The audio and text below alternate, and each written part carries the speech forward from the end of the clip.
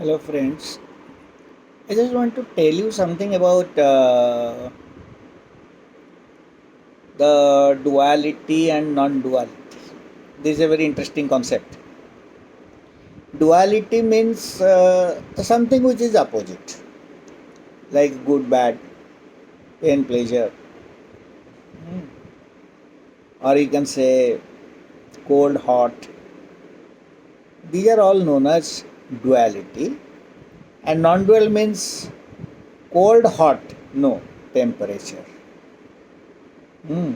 Good, bad, temperament.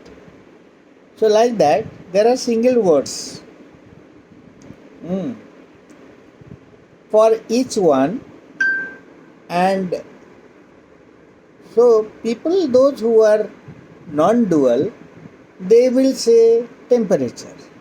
The temperature is lower than atmospheric temperature, we say that it is cold, and if it is higher than the atmospheric temperature, it is hot. So, like that, if a person is very much happy, then we say it is his temperament, that his temperament is very much nice and positive towards him, and sorrow or sad or you know these things will always will understand that the person's now is in a bad mood or a bad temper or something like that. So situational analysis can always tell like that. Many people say, if we take it to spiritual thing, then you will say, then how come that a God has non-duality? Means it is either, it is both male and female. So it's a duality. So how it is non-dual? Means it is only either male or female, or it is neither male nor female. It is something God is having no such sex. So not a female or nor a male. So if such a thing is there, it is really difficult to comprehend such things. Like I'll say, na san, na san, na sadasan, na mahan, na chanu. That means this particular super soul or the Brahman, we usually say that it is neither Sat nor Asat nor Sadasat. So it is neither male nor female nor a ununch. Na san, na san, na sadasan, na mahan, na chan. It's neither very large nor very small. So what is it? Is it really that easy to understand? Supposing say we say that super soul is the entire universe. And within that universe, let us say there is a star known as sun, and within the sun there is an earth which is a planet, and in that planet there is, let us say, a place or a country called India or US or England, whatever, and within that England there is a something, say, London, or in India it is, let us say, Mumbai, something like that, and where we reside. And then in that there is a city, and in the city there is a cooperative society, in that there is a small building, and you are present. So how can you understand regarding the universe physically?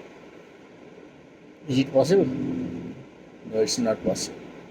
Supposing say a very big sphere is there and it is moving, and on that sphere a small ant is walking. Can it understand that the sphere is moving? Similarly, supposing say in that sphere, inside it there is something present. It is walking, doing everything, running, playing, everything it is doing. But can it understand what is there in the surface of the sphere? Not possible. So similarly, the super soul, when we talk of as a Brahman, Brahman is very much difficult to understand or comprehend. So anybody who says that he knows the Brahman, it is doubtful whether he knows anything. It is written in the Vedas. Anybody who says that he doesn't know the Brahman, then he really understands the Brahman, because he knows that Brahman is unknowable. So this Brahman is a very, very difficult concept to understand. Very, very. And such concepts are, we can say that Brahman is all pervading, Brahman is all powerful, Brahman is all knowledgeable, Brahman is ubiquitous. So all these are right. And that Brahman, a subset of the Brahman, what we call as a soul, is present in the body of every living and non-living elements, human being, cows, dogs, stone, iron, everywhere this soul is present. And since the soul and the super soul, they are present in the same plane, hence soul and super soul, they are very much connected. The super soul understands the soul, the existence of it, it understands the sees also, the every action of the soul, whereas the soul is very much unaware of it. Very interesting. Soul is very much unaware about the super soul. So many a times the soul is interested to know about the the soul is interested to know about the super soul. So when the soul is interested to know about the super soul, then what it does, it likes to do some amount of sadhana, we call some purushartha or sadhana. There is a procedure. These sadhanas are done by many big seers. Ved Vyas is there, Lord Jesus Christ is there, all big seers. Those who, like Lord Buddha is there, Jain is there, and many big Adi Shankar, many big seers. They have really done a lot of tapas or austerity. They have undertaken a lot of austerities in order to understand the super soul.